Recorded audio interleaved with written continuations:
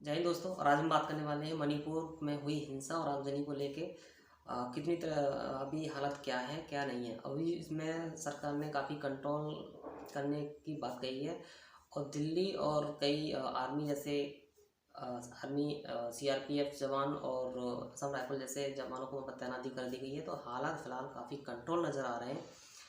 लेकिन यहाँ पे बात यह है कि बात यहाँ तक कैसे पहुँची ये जानना बहुत ज़रूरी है। तो इसको हम अलग अलग पहलू के साथ साथ जानेंगे। तो सबसे पहले वहाँ की स्थिति को जानना बहुत ज़रूरी है। तो वहाँ की दो स्थिति मेन है वहाँ पे। पहली सामाजिक स्थिति और दूसरी भौगोलिक स्थिति। तो सामाजिक स्थिति वहाँ पे क्या है और भौगोलिक स्थिति क्या है, इसके बारे में हम अभी क्लियरली बात करने जा रहे हैं। तो सबसे पहले यहाँ पर भौगोलिक स्थिति समझ लेते हैं। वहाँ से हमें पता चल जाएगा कि वहाँ पे जो भौगोलिक स्थिति है वहाँ पे क्या है और क्या वजह रही है। तो भौगोलिक स्थिति के बारे में बात करूँ तो ये यहाँ पे जो मणिपुर का जो स्टेट है उसमें जो मणिपुर एक स्टेडियम की तरह है। यानी जो बाहर की जो गैलरी होती है वो पहाड़ी इलाका है और जो अंदर जो प्लेग्राउंड जो होता है वो इम्पाल घाटी यानी मैदानी इलाका है। मैदानी इलाका है वहाँ पे 90% जो वहाँ पे जो मोस्टली जो आबादी रहती है वो उस इलाके में रहती है, जो कि टोटल स्टेट का जो मैदानी इलाका है वो केवल 10% है। बाकी का 90% जो है वो पहाड़ी इलाका है।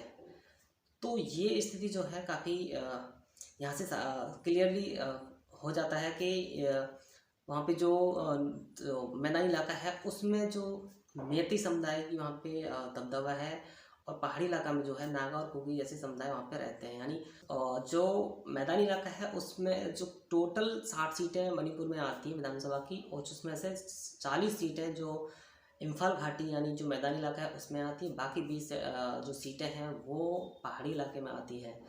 तो पूरा जो दबदबा है वो राजनीति में भी राजनीति में जो है पूरा दबदबा जो है वो जो मैदानी इलाका है यानी जो मैती समुदाय है उनका वहाँ पे पूरा दबदबा है। लेकिन वो चाहते हैं कि जो 90% में रहते हैं वहाँ पे जम्मू कश्मीर की तरह ही वहाँ पे उनको विशेष अधिकार है कि वहाँ पे कोई भी मैती समुदाय का जो वहाँ पे ज़मीन या मकान नहीं बना सकता है, ना ज़मीन खरीद सकता है। तो इसके वो चाहते हैं, मैती समुदाय चाहता है कि हम लोग वहाँ पे रह पाएँ, ज़मीन खरीद पाएँ, ताकि यहाँ पे जो काफ़ी क्राउडेड जो है वो मेंटेन हो सके। यानी वहाँ पे जो 90% इलाके में जो केवल 10% जो जनजाति रहती है और उसके बाद जो मोस्टली जो क्राउडेड एरिया है वो मैदानी भागों में रहते हैं।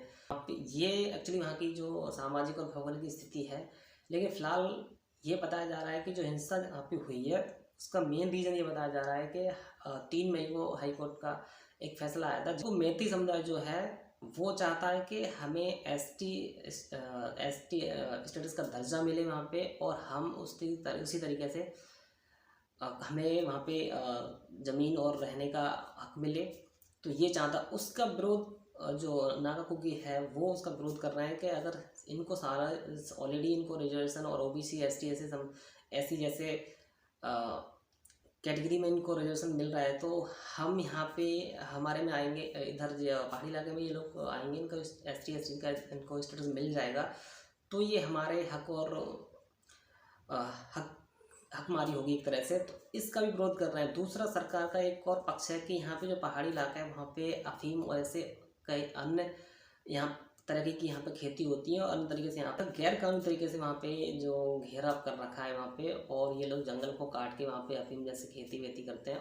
इसके उससे रोकने के लिए सरकार ने एक कदम उठाया था, एक कमेटी बनाई थी उस इलाके को खाली कराने के लिए। तो वहाँ पे उस समय ये दूसरा कारण ये हो गया कि वहाँ पे जो इलाका का जो है सरकार ने जब इलाका खाली करने की बात कही तो वहाँ पुलिस कार्रवाई हुई। तो पहला एक रीज़न ये होगा पुलिस कार्रवाई हो, उसके खिलाफ नागा कुकी ने विरोध प्रदर्शन किया। दूसरा है कि इनको मैती समुदाय को जो है एसटी का दर्जा ना मिले, इसके विरोध में उन्होंने प्रदर्शन किया। तो दो मेन मुख्य वहाँ पे कारण है कि जो आगजनी और हिंसा हुई है। वहाँ पे की बात करें तो काफ़ी इसमें आगजनी हुई है, काफ़ी वहाँ पे पब्लिक प्रॉपर्टी और पर्सनल प्रॉपर्टी को भी काफ़ी नुकसान पहुँचाया है, और वहाँ पे करीब 60 लोगों की वहाँ पे मौत हो चुकी है। अनकंट्रोल देखते हुए प्रदेश की राज्यपाल अनुसुईया जो उनका नाम अनुसुईया है, उन्होंने वहाँ पे शूट एंड साइड के भी ऑर्डर दे दिए हैं, जो कि काफ़ी खतरनाक, यानी जान देखते ही गोली मारने के वहाँ पे जो ऑर्डर है वो दे दिए गए हैं। तो हालत कितना अनकंट्रोल था, यहाँ पे आप देख सकते हैं।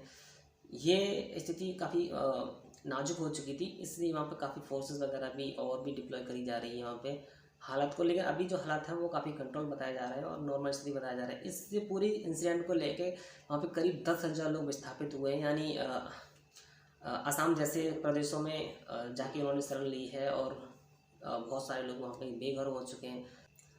वहाँ पे इंटरनेट सुविधा और वहाँ पे जो रेल सुविधा भी वहाँ पे बैन कर दी गई है और वहाँ पे कर्फ्यू लगा दिया गया है।